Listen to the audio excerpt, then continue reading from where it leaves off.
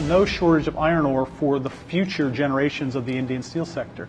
There is a shortage of capital that's going into the iron ore sector because of a series of policy issues and a series of issues that we have to improve our own positioning and our own performance with the iron ore industry. But as we can attract more capital into the iron ore industry, and I think that will be stimulated by exports resuming, because that will actually cause the iron ore companies to make money, and then they can reinvest.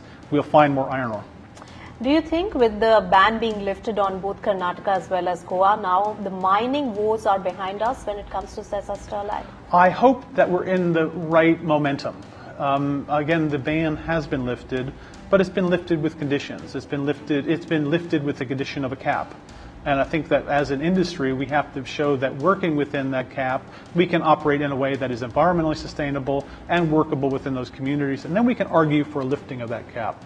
There are some uncertainty regarding the deemed extension of the leases. And I think that's something where we would need to work with the state of Goa. And we're looking forward to doing that in due course so that there's clarity on mineral tenure, which will then allow clarity on investments that we can be making.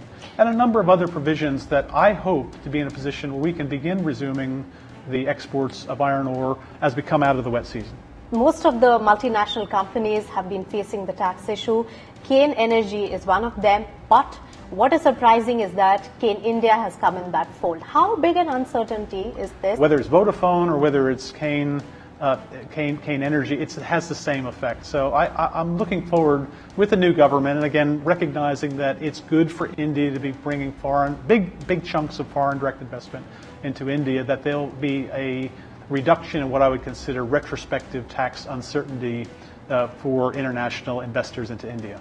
While we are talking about BALCO, and let me also bring in Hindustan Zinc, and the biggest topic for these two companies for a very long time has been the residual stake buyout. Are you seeing some hope right now? Where do we stand when it comes to that stake buyout? The remaining government interest is a non-operating interest.